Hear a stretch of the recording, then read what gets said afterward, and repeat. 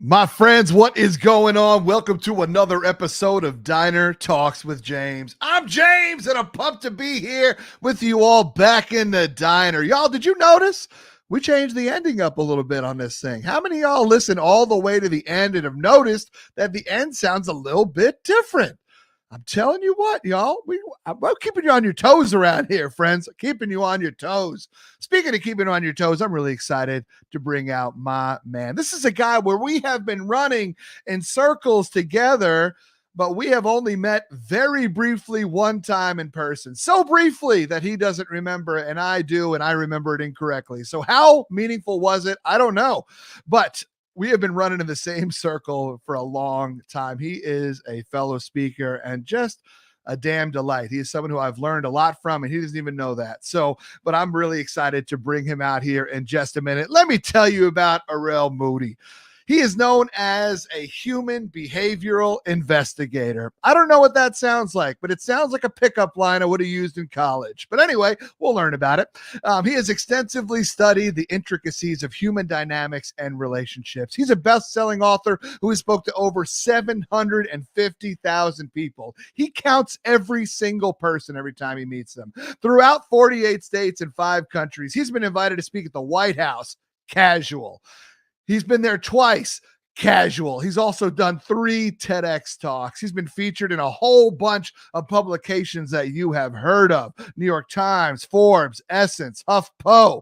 He's out here. He also contributes to a show called The Doctors. And for fun, Arel likes to dance. He's performed at MSG, the Madison Square Garden, easily the best place to perform on earth, but I'm a biased New Yorker, so there's that. He even had a viral video featured on The Ellen Show.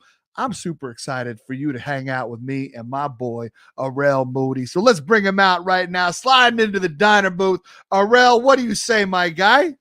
James, I'm so excited to be here, and I usually am in a position to give introductions to people and never receive introductions. So to receive such an introduction, I will honor this moment forever. Bingo, brother. Sit in it, bathe in it. Arel, I'm super pumped to be hanging out with you, brother. You are a fellow New Yorker, and that makes me happy. Do you still claim New York? I know you live in upstate New York. Are you a proud New Yorker through and through?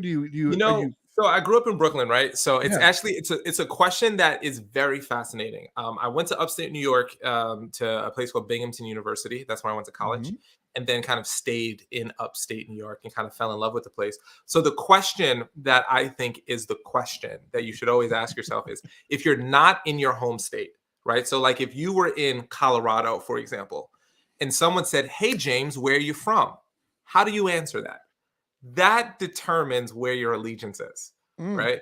Because you go, "Oh, I'm from New York." Okay, great. Where? And then you go, "Oh, that's a good question. How do I answer it? Like, do I say upstate New York or do I say Brooklyn?" But I've decided recently to fully embrace my upstate New York roots because I've been in upstate longer than I was in New York City. So I think because of that, so I answer now. I live in the Syracuse area, but I was born in Brooklyn because I can't let go. I can't let go to Brooklyn. No, you definitely cannot. And I mean, after spending time with you, it's clear that you haven't let go of the Brooklyn in many ways, which is beautiful. So it offers a good explanation up top as well. That's right. I love it. Now it's funny, being from Brooklyn originally, and I grew up on Long Island, and then I lived a bunch of years in the city and in Brooklyn myself for a while, in Harlem and whatnot. It's funny because now that you live in upstate New York and you're building pride for it, when you live in the southern part of New York State, upstate New York is like just past the Bronx, right? Yeah. And then all the way up, there's like 10 hours of state left, all the way up to Montreal, basically. And so it's very interesting the way that ego of New York definitely takes over, even with our fellow New Yorkers. I'm like, you don't really live in New York. Where are you from? Yeah, Rochester? No, I mean, it's super fascinating because if you actually speak to almost anyone outside of New York City, you don't really know anything. Like there's still places in New York that I find out about that I had no idea existed. Right. And I've been in this one state like my whole life. So it's one of those places where outside of New York City, you don't know about it. But that's actually the funny part about it is that's actually why I fell in love with upstate New York. And a lot of people don't know, because I get this question a lot, like, Arel, you could live anywhere, right? Like, why do you live here is a question I would get in some shape, form, or fashion, right? And the reason why I love it so much is because where the area in which I live, there's no pretentious people. So let me explain this, right? I've traveled all over the country, and I love all parts of this country. And whenever I decided, like, where am I going to put my roots? Where am I going to, like, lay it down?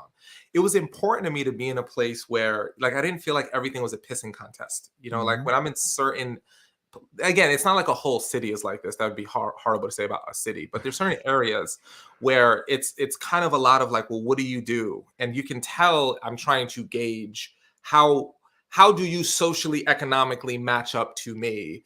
And then I will gauge if you are worth my time and effort if you do it. Up here, I feel like no one cares. Like my neighbors, like there's a bunch of them who don't even know what I do for a living, you know? Yeah. Like, so I've loved that, like just human, down to earth. And, you know, I think when you move around to different places, you can feel when people are just like this, like just good human. And I think I have adopted a philosophy that says I like to visit the party. I just don't like to throw it. So I like to be able to get to New York. I like to hang out, and then I like come back and where it's like no one cares who I am. Yeah. I respect the way you put that. Yeah. You know, I lived in upstate New York for a while as well in Ithaca, and the whole time that I lived in Ithaca, I refused to change my Facebook address to Ithaca.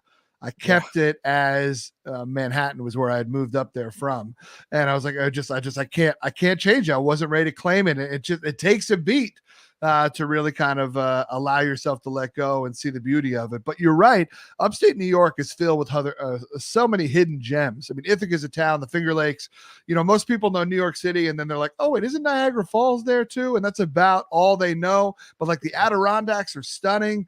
And the Southern Tier is beautiful. Letchworth State Park. There's a whole bunch of upstate New York that is really beautiful, and it's wildly underrated. Yeah, it is. It is absolutely a gem, and it's actually interesting. You said the thing about the Facebook thing, because the one thing that I think I cannot let go of is I still have a 347 area code on my phone, and there's a part of me that I don't know if I'll ever let that one go. Yep. So I get that. I get what you're saying about that. Yep. Yeah, for sure. Yeah, I'm in Minnesota now. I'm holding on to my 646. So I get it. Now, those are New York City area codes for anyone who's like, what's the 646? Yeah. Now, here's the beautiful thing about the fact that we're both New Yorkers, and this doesn't happen all the time with my guests, but you know your way around a diner. And you have been to many a diner in your life. And I mean, not just because you travel around the country, but you know, because you're a New Yorker over here. Hey, don't watch your mouth. And so I'm wondering, do you have a favorite late night go-to, either when you were younger or maybe even still currently? Do you have a favorite late night move that you love to eat? Yeah, so I'm actually it's a really bad habit.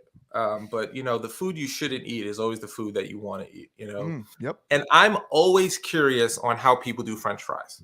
It's one of my biggest interests because I think there's 1,000 ways to do French fries right and 1,000 ways to do it wrong. And you know, I always want to know the thickness of the fry versus the crispiness of the fry versus is it kind of like potato-y on the inside when you bite it, or is it crispy all the way through? So I'm a big fan of a big old plate of fries.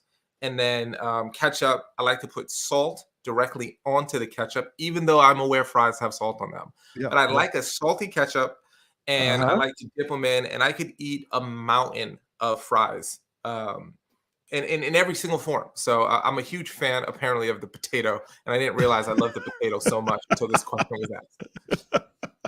We only dig out the good stuff here. So this is actually a valuable conversation to have, I believe. Maybe one of the most valuable we've ever had in the diner. And so there, as you mentioned, there are different French fry types. If you were going to rank the types of French fries, no toppings, just the individual French fries, right? We got waffle fries, shoestring fries, steak fries. We got, you know, thin cut. We got all sorts of curly fries. What's your ranking? What's the best French fry in your opinion? And what's your least favorite? I have the most success in the waffle fry. Like if you see a waffle fry, you're almost guaranteed you're going to get a very crispy fry, which is what I want. I actually tell people to bake it a little bit longer or fry it a little bit longer than they normally would, because I do not like a soft middle. I don't like a potato-y. Yeah. So a steak fry lets me down the most. So I'm going to say, if you want to go, if you see the waffle fry, go for it. If you see the steak fry, it's you're going to get let down more times than you're going to be happy about it. I don't know if I could like you more than I do right now.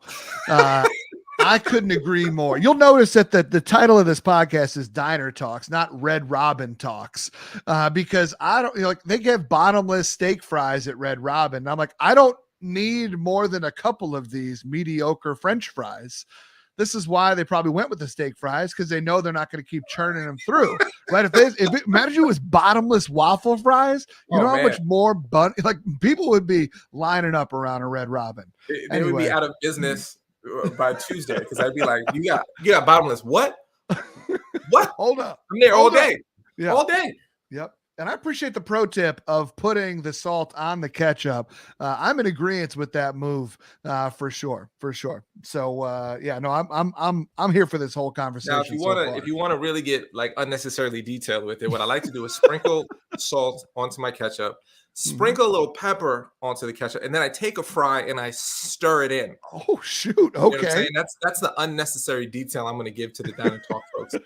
Then you can just, and then the key that I learned about salt is that you can always add more salt, but you can never take salt away. Yeah. But you can always add more ketchup. So there's always a solution. If you oversalt it, you just add more ketchup. If you undersalt it, you add more until you get to that perfect, salty, crispy. Just, I gotta eat too much of this, because I'm gonna tell you what the pattern is. James, the pattern. You eat too much salty, greasy, and then what do you need to counteract it? You need sweet.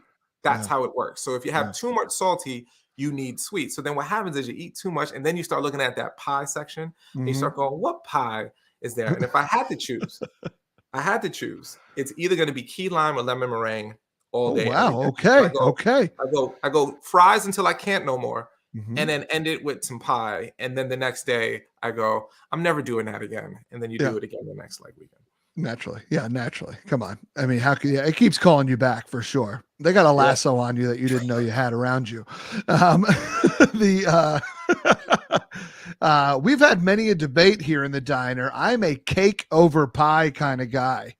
But my wife vehemently disagrees with me, as have many of my diner guests. And good to see that our relationship was almost close. And then you told me that you go for pie over cake. No, so here's what's interesting. I would never choose a cherry pie. I would never choose a blueberry pie, right? I would never choose that. But I would choose a lemon meringue, a key lime, and potentially a coconut cream. So I think it's the kind of pie, which is really like a cake's cousin. It's not really a pie. Like, we call it a pie, but that's really more cake cousin. It's way more cheesecakey than it is pie. You know what I'm saying? I'm picking up what you're putting down.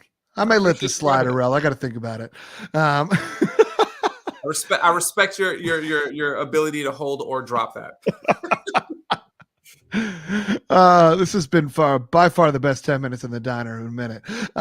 So Arel, you are born and raised in Brooklyn. Tell me about a young Arel. What is he dreaming about? What does his life look like? What's relationship with family? Just fill out that world for me a little bit. So I grew up in the projects in a place called Canarsie. It was a low income housing development. My father is a dark-skinned Jamaican man, and my mom is a white Jewish woman. So I like to call myself Jew-Macon, right? So that detail is very important, because the experience that I had growing up was I was in a predominantly African-American neighborhood, and I grew up in an environment where there really wasn't that many white people. So really my only experience with white people was like my mom. So it became this thing that became a huge part of my identity growing up, because until probably, I don't know, fourth grade. Yeah, I would say fourth grade.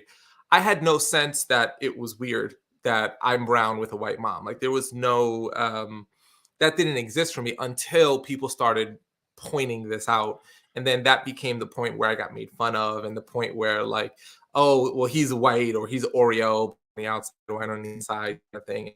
That's where that distinction. And then it became even more fascinating, because I I really struggled with, like, where do I sit?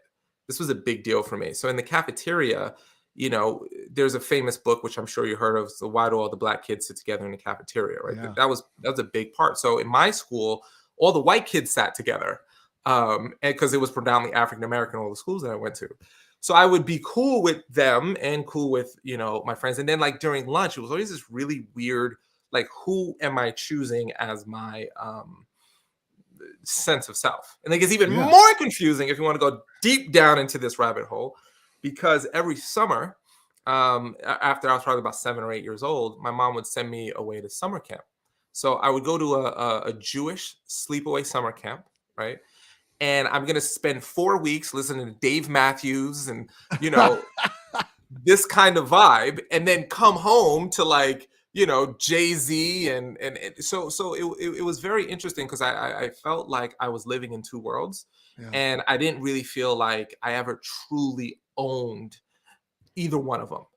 And that was a huge part of my, like, identity, huge part of, like, my journey, and trying to figure out how to come to grips with caring about who I am and knowing who I am, and, like, what table do I sit at and what table do I not sit at. And that was a big part of it, man. Yeah. What a what a mixture. I mean, you are the melting pot that we talk about when it comes to the United States, and just the fact that you said it was fourth grade that you mentioned that people started pointing it out to you that it was weird, and so that you started noticing that it was weird. First off, kids telling the truth is always fascinating, right? The way kids just kind of point stuff out, be like, "That's weird." You're like, "I don't know," right? And so, but for you, in thinking back to that moment, was there as you were growing up, did you find, like, senses of pride in each one of those things at different times of your life? Yeah. Or was it kind of like, oh, I'm proud about all this being this cool mixture of things? Or was it like, wow, this is actually kind of hard? Like, did you have some disdain for some of that? Like, what was that like? Yeah. So the pride didn't come in until college. Okay. It was probably quite the opposite. I kind of wish people just didn't know, to be honest with you. So there's another element that's kind of interesting. I couldn't articulate this when I was a kid, but, as adults, we have more access to language and complex thought. When I was a kid, I had also really other weird thing. In my neighborhood, all of my friends, my entire friend circle that, like, I hung out with, my core friend circle, Yeah. I was the only kid with a dad, right? So this is really fascinating. My dad not only was there, but he was actively involved, like, legit cool dad. Like, I still think he's one of the coolest guys in the world. Yeah. So what was interesting is I had a lot of pride around my dad because he was Black and cool, right? But what happened is, my mom's a fantastic woman, right? And I love her for 1,000 reasons, and we're still very, very close. But as a white woman, I noticed I kind of felt this, like, I'd rather my dad come than my mom come. I'd rather, like I don't want my mom to think I don't love, and I couldn't articulate it like back then. It's not that I don't love you, Mom. It's just that, like, it's cooler for me because of him. Like, he's like he's a little bit of a rarity, and he has he's muscular, he's, cool, charismatic guy. So I wanted him around more, and I wanted that more to be my identity. So growing up for me, I noticed I kind of pushed away the white identity that I had. And I never would deny it, and I never would say it wasn't there. But I'd rather not talk about it if I didn't have to, if that kind of was the case. Unless I was in what I would call a safe environment. So if I was in, like, a Jewish summer camp, or if I was at, like, a synagogue or an after-school program or something, then I leaned more heavily into my white side, because I wanted people to be like, well, why is this brown boy, the raisin in the bowl of milk, if you will? Like, why is he here? I don't get it. And I would lean more. So it almost became opportunistic, to be honest with you, of where does it behoove me to own this part of my identity? And I would lean into it until I kind of, in college is when I actually learned to integrate both of them. And I just didn't have that access, that accessibility when I was growing up. Yeah. I mean, that makes sense, right? You play the game, right? So, I mean, so much of our youth is about survival socially, right? And I know for you mentioned that you grew up in a lower income household, and so survival that word may hit you differently, and so feel free to push back on that. But still, like socially, it's a lot of survival mentality. Like, how can I get through and be kind of unnoticed, or kind of just like skirt past and just be seen for the reasons that I'm cool, and not the reasons why I'm different. And so that makes a lot of sense to me. And what a juxtaposition to be going from a place like Canarsie that is predominantly Black African American and Caribbean American, et cetera, and so to a place that is like you mentioned, like a lot of Jewish schools, right? Like, I mean, those are PWIs essentially. And the Jewish religion is a predominantly white institution. And so that had to be fascinating for you. A big word that is often thrown around when I hear about conversations like this and people who have been in somewhat similar situations at various points in their life, the word's code switch, right? Where you're feeling the need to code switch. Did you feel that as well? Did you have a vernacular in Brooklyn and a vernacular at summer camp? Like you mentioned, like you're crushing ants marching and number 41 and Dave Matthews over here, and you're over here having a bit of a reasonable doubt moment with with Hova in Brooklyn. Yeah, no, the code switching was, and that was the thing that I didn't necessarily realize how to do. And it became a better skill. But here's where it gets really fascinating. And people who have a mixed identity, whenever I bring this up, get it. Right. It may not be aware. So when I was in like the like Jewish summer camps, right, I actually had this pressure to be more stereotypical Black, not from me, but from those around me. Like, oh, Rel's from the projects, he's real, he's real, he's a thug and everything like that. And I was like, yo, I'm really not a thug. Like, there's really, like, genetically, I know how to interact in it, but I'm not. I mean, if you hear me talking, no one's gonna confuse me for, a 1990s hardcore hip hop rapper, right? Like I'm aware of my presence, right? But I actually felt like I needed to play it up. So some of the code switching I did, which was kind of weird, is I actually acted Blacker or more urban around the white people, instead of more white around the white people, because I felt like I had to play a character of what they expected of me. I thought they expected me to smoke weed, and I didn't smoke weed. So it's like I had to like understand how to be like, oh yeah, when we get the L's and everything. I'm like, I don't know what an L is. I don't smoke weed. But like they expect me to do that, and I don't want to let them down. So I actually turned the volume up on it. And then when I was around my Black friends, I turned my Black down, because I'm like, I don't want them to think I'm trying too hard, because that's what it felt like when I was on. So it was actually a very interesting, so less of trying to be more Black here and more white here, but actually turning up the opposite pole to try to fit what I thought was a perceived character that I was supposed to play, depending upon where I was. That is fascinating. I mean, both of my parents are unapologetically white. I am unapologetic. I'm white, right? Like I'm Irish and Italian. How you doing? Watch your mouth. And so, so you're right. I don't have any experiences like that whatsoever. The one very small similarity that I have, and this is to compare the two, is probably insulting. But when I went down to school, I'm born and raised in New York. I went to school in North Carolina. And when I went down there, people could tell I wasn't from the South, and I wanted them to know where I was from, right? Like I'll come down with my New York attitude. And so I did not start saying the word y'all until I graduated from college. I refused to say the word y'all, right? Yeah. Instead, I'd walk in the room, how you doing? We say over there, hey, oh yeah, sure, pal. Yeah, whatever. Yeah, I'll think of, yeah. Give me that sweet tea. Yeah, what's that? Sure. Right? Like I would play up the accent, play up the attitude, because like, I want you to know I'm different. And I'm not like y'all down here. And it was so fascinating. Just like, what was it? It wasn't a thought process that I had. It was like, all right, James, you're going to North Carolina. You got two choices. What are you going to do? But it's that's the closest thing that I even have potentially that's not even remotely close to what you had to do with deal with. I should say it's interesting because you brought up a really poignant point, in my opinion, which is it's not a conscious effort, right?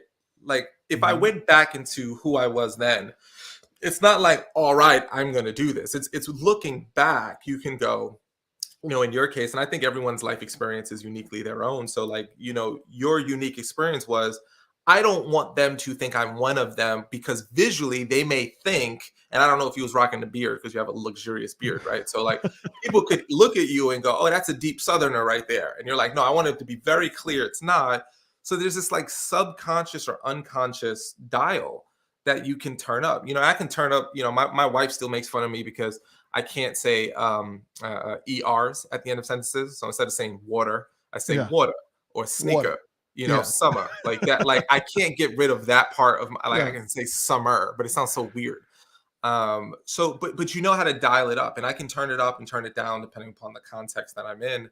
But there is a need to like make sure people don't confuse you for this, so you turn it up depending upon how you need to. So it's 100% survival. It's survival is, how do I make sure I can survive either this social situation, physically, safety, so I could turn it up, turn it down depending upon what I think is going to help me survive on multiple levels. And I think that ultimately, and this is me like getting on my soap. I'm going to get on my soapbox. I'm going to get off my soapbox. Hop up. Right. So I think one of the things that we do as adults is we forget what it's like to be youth, right? Like to be kids. And we say, oh, just own who you are and be super, super, super proud of it, right? And that's exactly true. And we have to take into consideration there's a survival mechanism that has to be built. And I think what happens in a weird way is you actually have to first go through that phase. Then you can decide if you want to hold on to it or let it go. And that for me was college, where I decided I'm exhausted trying to play a character that I'm not. And if I can actually learn who I am. Now, if I could have learned that as a teenager or junior high school student versus a college student, I think I would have probably been better for it. But for my particular journey, I needed to go through that. So I think we can, as adults, also give a little bit of slack to people who go through survival to get through, and then let them discover for themselves, like, you know what, you don't have to do that fitting in stuff. You can be yourself. But if you feel like who is yourself is not cool enough, like my mind was always like, oh, they always say be yourself. And I was like, if I was actually cool, I would be myself, but I'm not. So I got to be this guy until I figure out how to be actually cool. Yeah. And knowing what we know about human brain development, I don't know if it's possible to know who you are at a much younger age. Now, there's some people who go through some pieces of life that make them grow up faster, right? Like I myself was raised with more than enough and didn't really have to think about, where money was coming from, or, just like didn't have to be in constant fear of a family member, something happened to them or whatever, right? Insert any of those fears that people who grew up differently than I may or may not have had to deal with. And so like I could hang out in my naivete as much as I want. And there's some people who go through hard things in life where they lose a parent earlier, or they go through a horrible divorce or of parents, or they, as an illness, as they have whatever, like people grow up quicker. I do believe that. And so, but I do think it is fascinating when we learn some of these things. And I love that you said like grace is a powerful word to give to those individuals that are still trying to figure it out a little bit, or who are, when we're looking at the youth and be like, why are they doing that? Right? Like, I can't believe it. Like we forget what it would like to be in that moment and just being in the middle of social survival. Yeah. Yeah. And one of the things I think is super funny about adults, it's a stupid thing adults do, that, I for sure, I'm sure I've done this as well, is we say one of these phrases and it gets us frustrated. So we say one of these phrases, which is, I'm trying to save you from the mistakes that I made, so you have to listen to me, right? And it's said with the best intention and the purest heart. However, my response to that adult is, did you have an adult that said the exact same thing to you? Yeah, but I was still stupid to listen. Yeah, exactly. Because for lots of people, we're all too stupid until we're smart. So then what happens is people give up on youth because they think, oh, they're like, I give them the best advice and they don't follow it. I was like, because you didn't follow it either when you were younger, right? Yeah. Like you forget that you did the same thing and you think it's different because now you're older and you can look back. So there's this weird dance of consistently mentoring and trying to support and help and show the folly, and letting people discover for themselves. Because at the end of the day, you could tell me not to touch the stove, but until I touch it and burn my finger, I don't really get why you're telling me not to. So it's this weird balance of, I want to give you the game so you can do it, but also I have to be okay with, I'm going to give the game and they're probably not going to listen. And that's okay, because it's a long-term game, not a short-term game. Yep. Yeah. Yeah. And you don't want to say the phrase, you'll understand this when you get older, but at the same time, it's like, you're going to understand it when you get older. And it kind of is what it is. As annoying as it is to hear that right now, if I tried to put it in any other way, it's like, I don't know. It's just, you're not going to enjoy the medicine. That's powerfully put, man. I love the pushback on that popular phrase. So Arel, you grow up, you tell us about this, this awesome, the fact that your dad is very present in your life. He's this charismatic, larger than life kind of guy. Your mom is in your world. You're still very close with her. And at what point did you, kind of look at your life and be like, I want to do X or Y? Like, what did you want to be when you grew up? Like, you decided that you want to go to Binghamton, for example. Like, what was the goal in going to Binghamton and going to university there? Like, was it like, oh, I can't wait to be an accountant, or I can't wait to be a, what was that like? Because also, go ahead. Yeah. No, please finish. Well, I was just going to say, I mean, you had the experience of going away to summer camp. So, but a lot of times for people that grow up in places of the projects, as you described, they don't think that Binghamton's an option for them, right? Like Binghamton might as well be like, Binghamton, what country is that? Right. Because it just, it's just so far, even though it's only 4 hours away. 4 hours is crazy, right? You know what was a handful of subway stops away. You didn't really know the rest of the world. A lot of times people in that grow up in those communities just do not have the opportunity to get out. They don't even see it as an option, and they're being told, oh, you want to leave? What's wrong with us? Right? It's a kind of that crab trap mentality that sometimes happens. And I welcome any pushback if I'm putting any of this wrong, man, because obviously you have the lived experience, I have the heard experience. But yeah, I'm just curious to hear your thoughts. Yeah, so for me, college was my way out. I didn't know about like choosing a career or anything. It was just, I want to get out the projects, and I can't shoot a basketball well. I can't rap, and I can't throw a punch really well, right? So those kind of things of athletics, sports, and music, it wasn't on the table for me. So I was like, well, the only way I'm going to get out is college. I was fortunate enough that I have an older brother who is 2 years my senior. He went to Binghamton University. So at 16 years old, I went up to visit him when he was in college. And I was like, this is the coolest place in the whole wide world. There were girls just walking around in his dorm, just like, I'm like, they live right there? And he's like, yeah, they live right there. I'm like, but like, no one is gonna like tell you can't go. And like, no, we could go right into their rooms right now if they let us in. If he would knock on his friends' doors and they let us in, I'm like, I'm sitting on a girl's bed. This is the coolest thing in the world. How does not everyone, and then like, and I'll be very honest, like the caliber of girls that I saw at college were significantly more beautiful than the caliber of girls that were walking around my neighborhood. And again, I want to say that as any of my friends from my neighborhood watching it, it's just for me, I was like, they're all here. If this was the only reason to get me to go, it was a damn good motivator, because I was like, man, so going to visit my brother and seeing, going to a college party and going to like seeing, and I saw kids who were cool, who would be back at my neighborhood and be considered cool kids, but here they are in this new environments, like going after academics and going after like positiveness, and it just felt like for me, I should do it. And then when I was also that same year, I took part in a program, which was a Black Student Union at Columbia University ran program where they took kids like me and brought us onto the campus for a weekend. So I actually stayed on the Columbia. So I had this positive experience at Binghamton.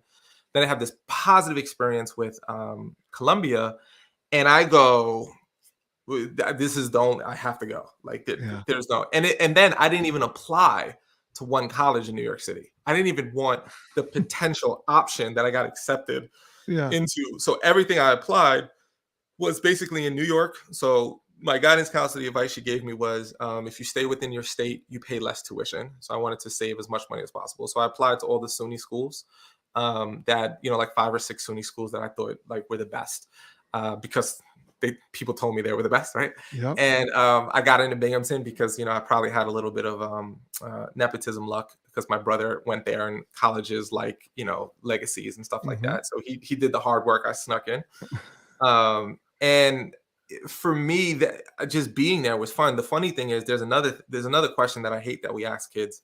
I hated it, and I hate when other people ask it, which is, oh, what do you want to be when you grow up? Or what do you want to do? We ask the question. I'm gonna tell you why I hate it. Because 99% of kids have no idea how to answer that question. Right. So what they do is they answer you with something that shuts you, the adult, up. Doctor, lawyer, teacher, cop, engineer, right? There's these, we have no idea when we're a kid, like a teenager or whatever. Like, we've never shadowed a doctor. We've never been with a veterinarian to know what work they do, to know if it really is. I know that as a kid, somewhere along the line, adults start asking me, what do I want to do? And I start going, when did we have that class? When did we have what you should, like, I've done the math class, I've done the English class, I've done the history class. I've never done the what I should do with my life class. So I start feeling nervous. So I start answering things that aren't true, just to shut people up. And my answer was lawyer. That was my answer. I'm going to be a lawyer. Okay. Every time I said lawyer, everyone went, wow, lawyer. And I was like, it's not really science-based because I wasn't really good at it. It's not really math-based like engineering or scientist or doctor. So I felt like, I could do it.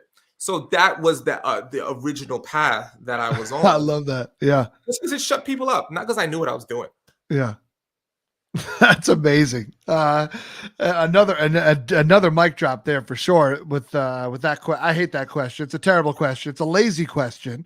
It's a question we should ask, apparently, according to whatever places we're like, at no point in our lives are we just allowed to be satisfied for each other, right? It's like, oh, okay, you went to college. Well, what are you going to do when you get out of college? Hey, when are you going to get married? When are you going to have kids? When are you going to this? When are you going to retire? When are you going to die, right? Like, it's always like, when's this going to happen next? Instead of like, that's cool that you're in this moment. How's it feel? Right? No one celebrates the moment. You're in college. What you going to do after you graduate? Like, I just got here. Like, it's like, I don't know. I'm gonna talk to her. Yeah. Like, that's my main goal. If you want to know, like, I'm trying to holler at her and make her my girl. That's what I want to do. Yeah.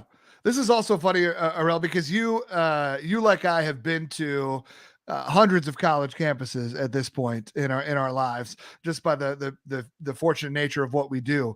And the fact that you called SUNY Binghamton beautiful is hysterical to me, because when it comes to college campuses, it's not the most beautiful, but to your life experience at that moment and the opportunity that was there, the humans that were walking around, you're like, this is paradise. And it's so right. And I don't blame you for that. Right. But it's just so fascinating. Like, knowing the schools that we've been to some of those quintessential, like, oh, I bet you this college has been in a few movies because it looks like a stereotypical college. But yeah, I think it's so cool to hear that, based on your life experience up to that point, that was beautiful. And I love that. That's amazing. Yeah, I mean, what's so fascinating is, like, there's so much of the world that you don't know, right? Yes. Like, if you head on, like a Syracuse University or a Cornell, these things look like a postcard of a college, right? They look very, but for me, the fact that we had like all this grass and trees, it's like, wow, look at that. I will say this though, I will give Binghamton a lot of credit that if you haven't been there in the last 2 years, they have built an incredible campus. It did not, I mean, all of my friends that graduated with me were like, look at this dorm they got now. Like, it's like a legit hotel suite. And before, it was like really, they have definitely invested into it. But, I think it's the whole, in the land of the blind, the one-eyed man rules, like, absolutely. If you take me in the projects and then you put me into any university campus, it's beautiful. Yeah. No, and that's why I wanted to call attention to it, because I thought that was incredible. It's a little something that I picked up on while you were talking. So when did becoming a professional speaker come into your world? Right, you're at Binghamton. You eventually do pick a major because you graduate, right, and stuff like that. Like, how do we get from that point to being a professional speaker? Yeah, so my entry point was actually I got really, really lucky. And I got introduced to entrepreneurship. I didn't know that existed. I didn't know it was a thing. And I got a mentor who was a professor there, who was the entrepreneurship professor and involved with a club. It's called Students in Free Enterprise. Now it's called Enactus. And it's basically a business-based club. And I wanted to be involved with it because of him. So one of the pieces of advice that he gave me was, go to as many events as you can and meet as many people, hear as many speakers as you can. And at first, I'd go to tons of speakers who came to my campus and tons of events. I went to like local events for like the Chamber of Commerce, and they loved me because I was a college student. And every event was so boring and bad. Like, this is not a disrespect to those people. It just wasn't for me. It wasn't built for someone like me. And I remember thinking to myself, you know what? This is the price of admission. If I want to be successful, I knew I wanted to make money. I knew I wanted to be successful. And I thought the price of admission was I had to go to these boring like things. So that entrepreneurship professor, his name is Angelo Mastrangelo. Great in his name. class, fantastic name, rhymes, sounds like honey on your tongue, right? Perfect. It's perfect. He created a business plan competition where if you were a student in his class, you could present your idea, and then you would win $5,000. Which was amazing. So I did that. I won that competition and actually started a business when I was in college that was an off-campus housing service for students. But doing that, I went to see this one speaker, and he was amazing. Unfortunately, I don't know his name. I'm sure he may not even be alive because he was older when he spoke. But the guy was incredible, lighting up the stage, moving left to right, had people laughing, had people doing all this stuff. And it was the first time in my life where I saw a guy and I was like, I want to do that. Yeah. I don't know what the hell that guy's doing.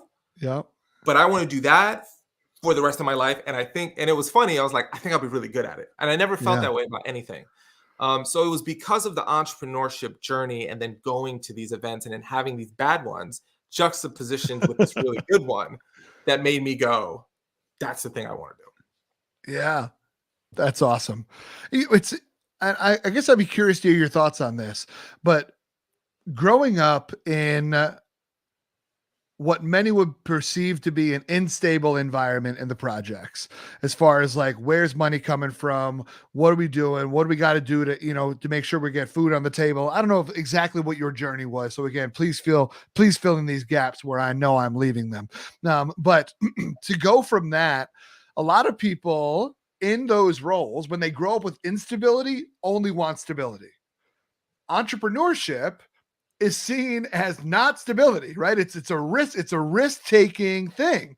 And so I think it's cool that you kind of bucked a pattern that's not 100%, for everybody that falls into it. But, the fact that you were like coming out of this scenario in Brooklyn, going to college, learn about entrepreneurship, and you're like, hell yeah, something super risky. Let's go.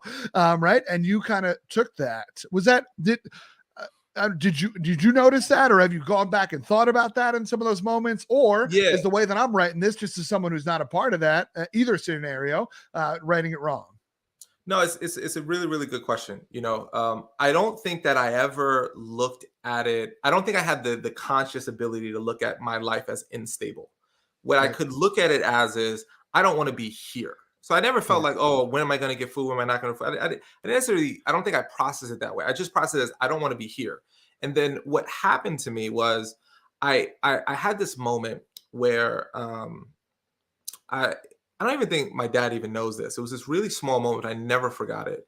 It was super my dad was hanging out with me late at night, and I think it was probably like a Saturday night or something.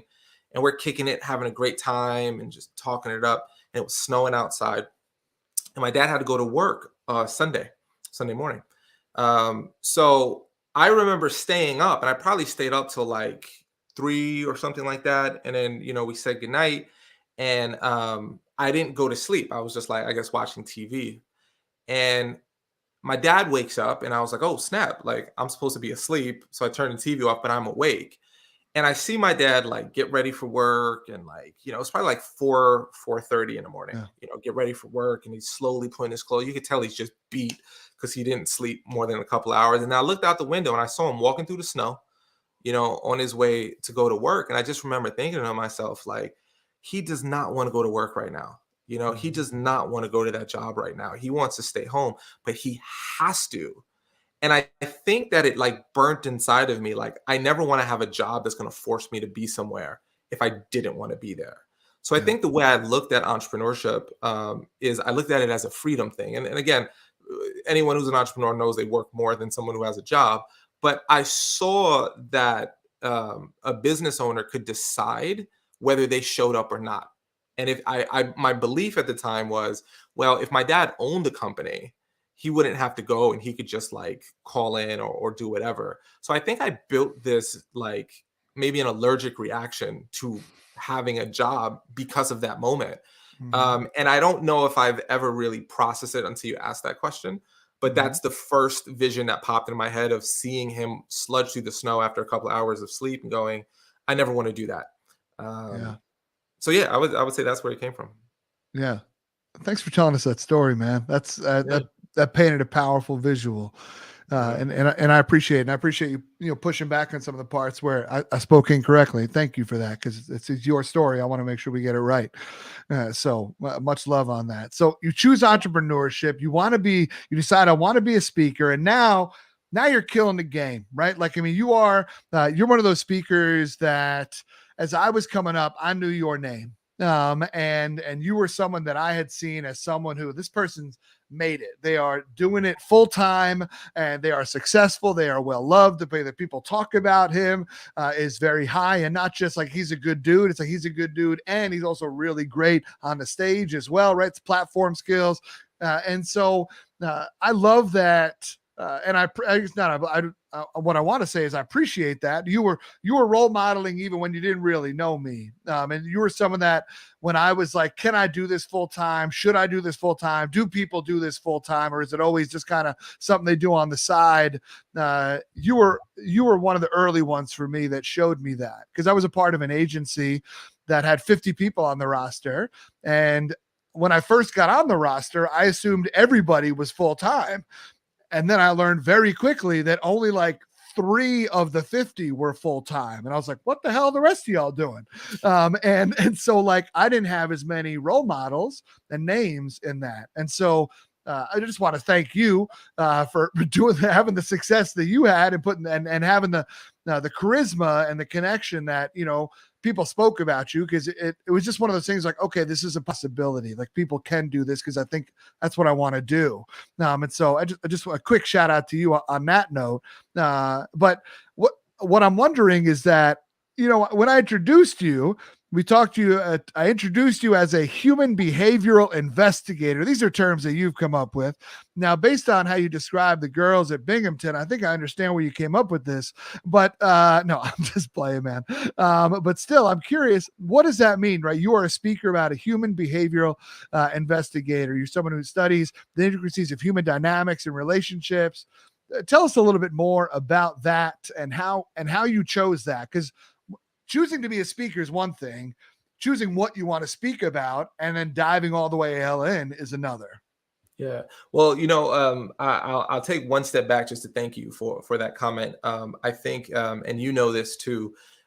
One of the things that this profession, being a public speaker, a professional speaker specifically, affords you the opportunity to do is impact people that you probably will never know how you impacted them.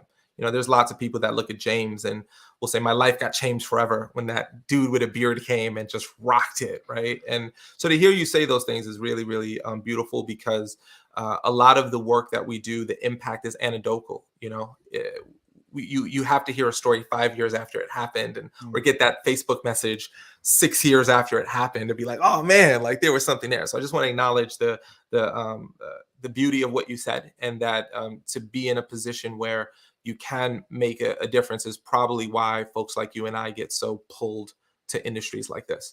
Yeah. So I just want to acknowledge that part.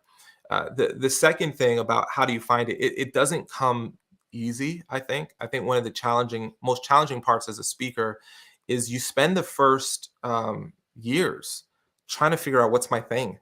Mhm. Like you start out someone you're not. I just think it's part of the process unless you're really lucky. Like you're like a diet version of Tony Robbins or like a light version of Les Brown or, like Yeah. I see them all the time. I see the speakers all the time. I'm like, okay, that guy likes Eric Thomas. He's like clearly ET, like a light version of ET, right? Yeah. And, because in the beginning, you're trying to figure out who are you on stage? What is your stage presence? What is your, then what is your topic? What are you really, really good at? So it's a process. And, what happened for me is I started looking at what interests me naturally. What I don't need a lot of motivation to do. And it's really the study of people. I love human social dynamics. I love interacting with people. There's a podcast that has lots of great content that I ran called The Art of Likability, and it was all about like how to be more likable and how to connect with people, because I believe relationships with humans, in my humble opinion, is the single most valuable asset that exists. If you remove positive relationships but increase everything else, it's still a pretty crappy life. And if you have a great relationships with people and decreased everything else, it's still a pretty good life. So I think it's like one of those one things that if you actually build good relationships, with others, and then as a byproduct of that is you have to be good with yourself. Because if you can't be good with yourself, you can't be the best with others. I think it just becomes the biggest domino that knocks over all other dominoes. So I started getting really interested in human behaviors. Why do we make the decisions we make? Because I had the black and white thing going on, I was really fascinated in understanding white culture, very fascinated to understand black culture. So I kind of observed it from afar and then tried to incorporate it. And then when I got into college, I was so lucky that I met the coolest people in the world. They happen to be Latino. So I joined a Latino fraternity because I was like, they said you could be whoever you want in college. So I became a Dominican. What are you? Are you a LUL? LUL, yeah. Lambda. Are you? Lambda. Yeah, that's amazing, man. I'm an Iota Phi Theta fraternity incorporated, man. It's an MPHC organization. Oh yeah, I know. I have a very, very good friend who is in that. So small world. Same colors. Small, it's exact same colors. Yeah. Small world, man. But most people don't even know LUL. So the fact that you know it is amazing. But what happened with all of those dynamics, whether it was Latino culture, black culture, white culture, and then I started being around very successful people because of entrepreneurial endeavors. I became fascinated to understand, like, what are the social norms? Like, what do you do here that you don't do here? How do they think here? How do they think here? And it kind of became like fun to kind of codify it and kind of say, like, I want you to notice people say this and it's actually like hurtful. People do this and it's stupid. All the people you love, notice how they do these things, and all the people you hate. So it's something that I didn't know this term. I just recently learned. It's called subject-object awareness. So we're subject to so many things. When you grow up in inner city, you're subject to inner city culture. When you grow up in rural, you're subject to it. But if you actually step back and look at it, it becomes an object. And if it becomes an object, now you can decide whether you use it or not use it. And that's where I think my interest came in. And then when I started seeing the power of it and sharing it, it clicked. And I just kind of dug really, really deep in it. But it took a very long time to get there. And I was doing all these other things before that. Yeah. First off, thank you for the journey you just took us on. And it is, how does one arrive at what they are going to speak about, right? It's like, okay, not only am I going to get on stage and talk to all these people about a specific topic that ideally means something to me that I think should mean to them, but also you're going to pay me.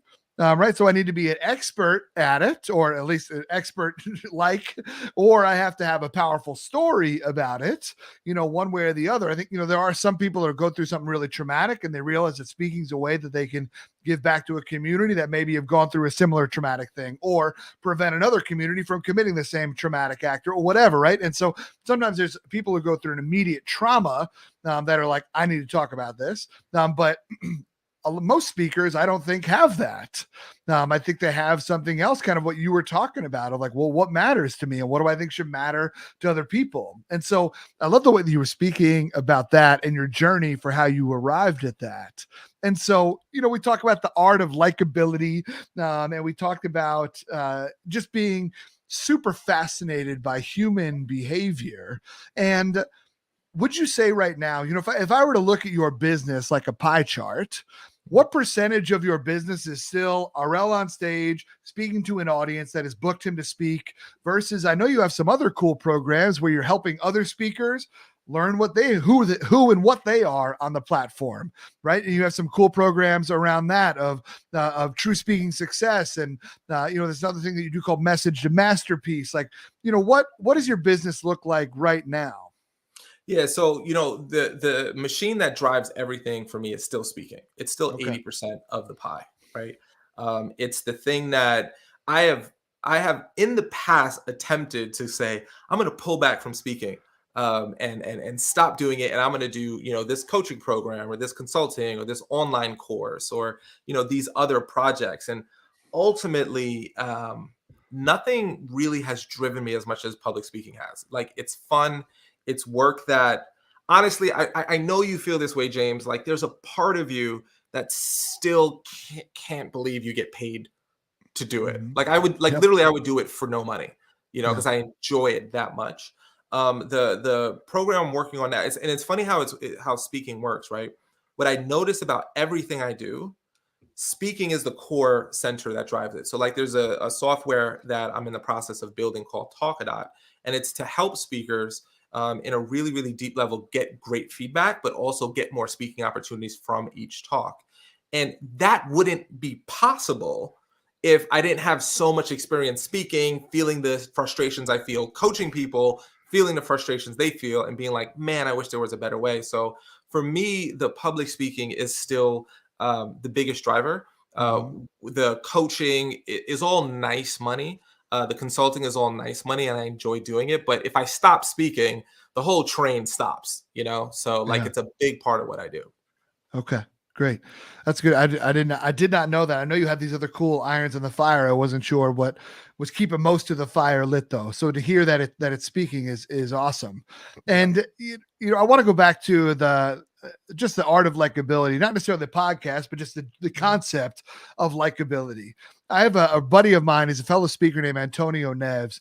And he says, people always come up to me and ask me if I'm charismatic or not. And so, I have to tell them, have you ever walked into a party and then somebody came up to you a little while later and said, when did you get here? Because if so, then you're probably not charismatic, right? And so, like, when we think about likability means so many different things. It's not just like you're the coolest person in the room that everybody gravitates towards. It means a whole bunch, but it's also a giant source of insecurity.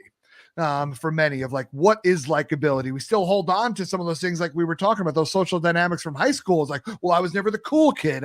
You said I was never a rapper. I couldn't shoot a basketball. I couldn't do like some of those tropes that, would probably make you quote unquote cool or alpha, right? You weren't the star quarterback. And so many of us grow up being like, well, I'm not cool. And coolness is something that we sometimes attach to likability, but they're different. I think we could speak to how that they're different. I'm curious to hear how you would describe the difference between being cool and being likable. And also, I'd love to hear your thoughts on as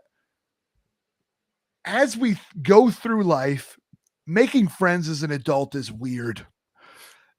And so, like, I had this experience yesterday where I had these friends of mine newer friends of mine where I asked them, hey, can we all hang out this weekend? And then Sunday rolls around, which was the day we kind of talked about it. And then all of a sudden, like I wound up showing up at this guy's house, being the last one to hear that everybody else was hanging out. Right. And like, I was like, oh shit. Like I'm trying to get liked by these guys so that I could be memorable and they want to hang out with me. But, at the same time, it's like, I'm the last one to hear about the plans that I tried to set up. And so like, I got a little selfish stuff going on right now here in this question as well, Arel, if you can't tell, we can unpack it later, but still that idea of likability and being seen as cool is something that a lot of people carry as a chip on their shoulder for a long time. And I'd love to hear your thoughts on that. Yeah, it was one of the things that I thought was a very intriguing specificity, right? The idea of likability. And I think what happens is that word can conjure up like junior high school popularity contests or high school. Like, how cool am I? Am I popular? Am I accepted? Do you do you validate me? And I think that is an entry level viewpoint of it. I think a mature viewpoint of it is, at the end of the day, we like to be around people we like. And I think people who say, I don't care if people like me, I always think that's BS, because you are around people who like you. And if you don't have anyone who likes you, you're probably a miserable person and you're unhappy. You Yeah. need someone. We all need someone. We need like a couple people that we enjoy being around. And for me, I see likability as something, a charisma, if you will. I used to think that you were either born with it, and you're like Antonio Neves, who's like the coolest guy in the world, right? And you're either born with it, like, maybe he's born with it because he was like, look at me, I'm a Nickelodeon host, and now I'm going to be a speaker. And it's like, oh, okay, cool guy. Damn it, you're so cool. And I love that guy. He's an amazing guy. And I used to think like some people like him grew up with it, and he was lucky, and he was part of the genetic lottery. And what I wanted to do was say, no, you know what? Anyone can access it if they want. Anyone can do it, because when I studied people and I studied patterns, I was like, there's really specific things that the most charismatic, the most it factor people do, that people who don't fall into that category don't do. So I wanted to be able to access it and use it whenever I wanted to. So I could have this deep, meaningful thing called relationships. So I think that the distinction is that likability is about creating a space where you like yourself and you like the people who are around you, and the people who are around you like you. Because I think that you can love someone but not like them. Sure. And that's a tough pill to swallow. I always wanted to say, if I'm in people's lives, I want them to want to be in my life too. I don't want them to be like in my life out of obligation. So I think likability and the ability to move it from subject, like it just happens, to object, I can look at it and choose to use it how I want, gives you accessibility to social power that typically only a few people have. And I think it should be democratized for everyone. Yeah, I love that, brother. I love that. I think I respect the way that you put that. And I agree that it's so funny when we talked about likability, like I myself went to that immature place of like, do you like me? Right. I clearly have stuff that I'm working out with my counselor, and I'm grateful for her. But still, right. Like, it is funny how that moment of our life impacted us so much. Even thinking about the way that you talked about being in upstate New York and starting to claim upstate New York. Upstate New York is not cool. Right. There are parts of it that are cool, but as far as to the general world, telling somebody you're from Brooklyn and telling someone that you're from upstate New York carries two very different things, right? And I love how part of getting to being more likable and realizing that being good in your own skin is being comfortable with where you are, and realizing that where you are, who you are, is enough. Right. Yeah, I'm enough to be liked. I am enough to be appreciated. I'm enough to be around. I'm enough to want, for someone to be friends with. I'm enough for all that kind of stuff. And like the way that you talked about upstate New York, I think is a way that I would love to get to, a place that I would love to get to with how I talk about myself, of like, yeah, no, I'm here, right? You either want to be friends with me or you don't, but there's still part of me that's like, come on, like, right? And so much of that has to do with being secure with yourself. And there's power of that self-awareness in likability that I think comes out. Would you agree? Yeah, I think what happens when you can use likability as a tool, your confidence goes through the roof. At the end of the day, what is confidence? Confidence is knowing I can do something really well. That's what confidence is. Like when I have swag when I'm a basketball player, it's because I know I'm really, really good at it. So likability gives you an incredible amount of swag when you're interacting with people, right? So like a very simple thing that just to make this a little more practical for folks, there's a I don't know if it's idiom, if that's the right word, right? But there's a value that I live by is be interested in people. And that's how you become interesting.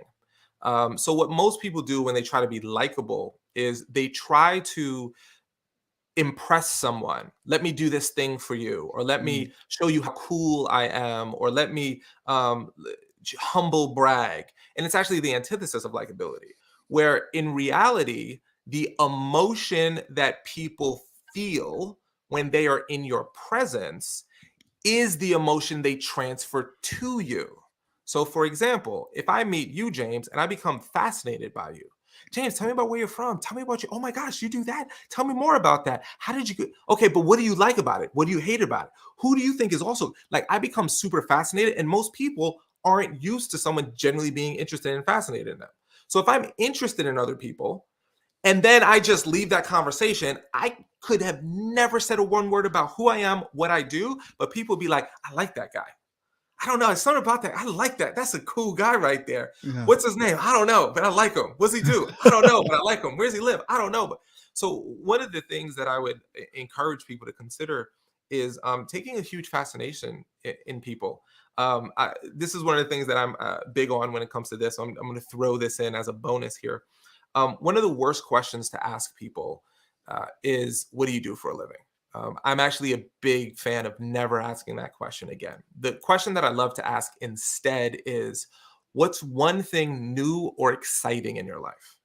Mm-hmm. And I let them, if they happen to talk about work, fantastic. But for some people, they don't want to talk about work. Maybe they hate their job and they want to talk about how they homebrew kombucha instead, right? So like, and they have no place where no one ever asked them, how's your home brewing a kombucha going? Like, it's not, but if I say, what are you excited about? You're like, well, if you're actually interested, I'm home brewing kombucha. I never heard of kombucha. Tell me more about what the heck is kombucha? Why you do that? What it look? And now I actually get fascinated. So I think one of the ways that we deal with it is realizing that if we can utilize it as a tool and we can use it as a thing, if you will, then when I'm with you, I know I can use it to get to know you because I care about you and I want to get to know you as a human. And then by definition, you care about me and want to get to know me. So it's this kind of reciprocal thing where I first become interested in you.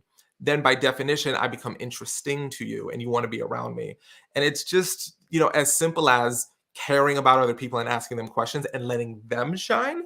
Yeah. And then that allows them to feel like, wow, when I'm around James, I shine. I want to be around James more. Mm-hmm. Brother, I absolutely freaking love what you just said. Tina and I will sometimes talk about how on stage we'll talk about how to have better conversations and whatnot. And we say, you have a choice, be interesting or be interested. And being interested is the far easier and far most successful choice, right? Interested is, if you being interested, I should say, is the easiest choice, because being interesting or assuming that you're interesting is kind of like stepping up to bat and be like, I'm gonna hit a home run, right? And that's it. But realistically, what's your percentage of hitting a home run? Probably pretty low.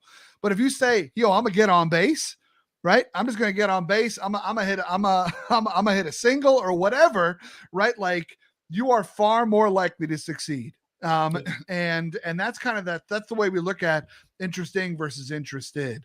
And choosing interested is always the best way to say, you make somebody else look good, you make somebody else feel good. And we remember people who made us feel and look good. We remember individuals who valued us, and we hold on to those people. A great question lasts longer than an impressive moment. Right. A great question is something and so being interested is something that it just is far more sticky. And so that's what I love about what you just shared. And yeah, I appreciate it greatly, man. Arel, we could talk about this kind of stuff for a long time. And I hope that people will check you out on arelmoodie.com and learn more about how they can learn about being more likable, / just how they can learn a little bit more about their human behavior and interacting with others and how to be more successful in social situations and in work situations and leadership opportunities. You deliver so much value to those that get to spend time with you. And so I hope that people will check him out on his website and various other places. Anywhere else that people should look you up, Arel? Yeah, the great thing about having a weird name like Arel Moodie is that no one else in the world has it. So I am the only Arel Moodie on Instagram, Twitter, Facebook, or wherever. So, I'm probably most active on maybe Facebook or Instagram. So feel free to check me out. LinkedIn is wonderful as well. But ultimately, reach out. If you listen to the podcast, genuinely send me a DM and be like, yo, I loved your Diner Talk interview. Means the world to me to get messages like that. So I would just encourage people to reach out if they are so interested to do so, and I would be very interested in your outreach. That's awesome. Arel is how you spell Arel, and that's Moodie with an IE. So Arel, thank you so much for coming and kicking it with me, the diner, man. It means the world that we got to link up in this way. Well, I look forward to the day in which we do this interview at a real diner with some waffle fries and you having a slice of cake and me having a slice of lemon meringue. Let's go, my guy. Let's go. Y'all, that was my time with Arel Moodie. What an exceptional man. I just really appreciated his story, from talking about growing up in Canarsie and having these two beautiful parents who were just trying to do right by their family and put in the work, and then learning about Binghamton and maybe going to Binghamton because there's some hot women around, but then learning about the opportunity and the beautiful green grass of upstate New York, and hearing how he then drove into entrepreneurship, being a speaker, to the point where he now teaches us to get out of our own way and recognize it in conversations.